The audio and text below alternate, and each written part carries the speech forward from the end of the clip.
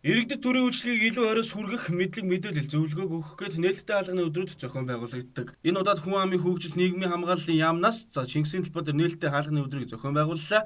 Энэхүү өдрийн хүрээнд тус яамнаас өнгөрсөн 4 жилийн ажлаа иргэдэд тайлагнаж төрийн үйлчлэгийг яаралтай авах хүсэлтэй иргэдэд нэг дороос үйлчилж байсан юм а. Мөн хавтгаарсан гих халамжийн үйлчлэгээний талаарч мэдээллийг иргэдэд өгч байлаа.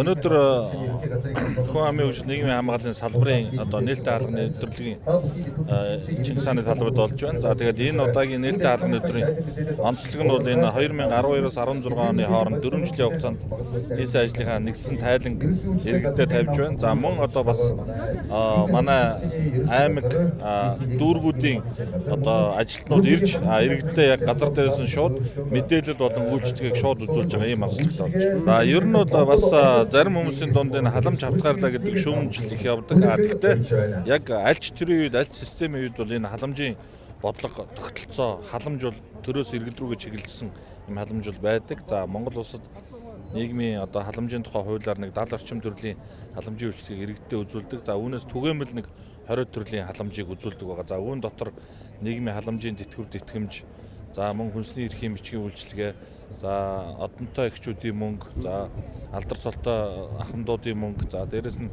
хөгжлийн бэрхшээлтэй иргэдэд олгодог тэтгэмж, за тэгээд хүнсний эрхийн бичиг бүгд ингээд ороо явдаг. Тэгэхээр энэ үйлчлэгээнүүдийг иргэдтэй хамгийн гол нь хавтгааруулж гэдэг нэг шүүмжлэгийг нь бид нар бас хүлээж авдаг. Тэгэхдээ улсын хэмжээнд өрхийн мэдээллийн нэгдсэн сан нэртэй Монгол улсын нийт өрхийн 90% багтаасан юм санг бид нар бий болгож чадсан. За энэний үр дүнд энэ зорилттой бүлгийн буюу тэр улны 1-2 дугаар бүлгийн иргэдтэй хүнсний эрхийн толооныг олгодог болсон. Тэгэхээр энэ бол маш нарийн хүний оролцоогүйгээр програмаар тогтоодог ийм болсон харьцангуй шудраг арга хэмжээ болсон байна. Харин энэхүү өдөрлөг дээр ирсэн иргэдийн тухайд өөрсдийн хүссэн үйлчлэгийг ямар ч оожир дараалалгүйгээр нэг дороос хүртэж байгаадаа сэтгэл хангалуун байгаа гэдгийг илэрхийлж байсан юм. За гол төлөв нийгмийн даатгал, эрүүл мэндийн үйлчлэг, зөвлөгөө гэх мэтлэн үйлчлэгийг иргэд илүү ихээр сонирхон ирсэн нь ажиглагдаж байсан юм а.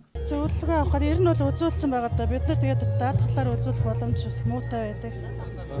Тэргээр үйлчлүүлэх боломж их муутай. Тэгээд явж байгаа таарчлаа. Тэгээд хөнгөлөлтөө бас үзүүлсэн юмээ бичүүлж авснаа. Тэгээд явж энэ хөнгөлөлтөө ийм авах гэж. Би сайн байна л гэж хэлэнтэй. Нийгмийн даатгал халамж тал руугаа сүүлийн үед бас төрж саас их анхаарч байгаа. Харин хамгийн гол нь иргэд бас тэрийг төдийлөн бас үйлчлүүлж чадахгүй байгаа, мэдээлэл авч чадахгүй байгаа байдлаар ажиглагддаг.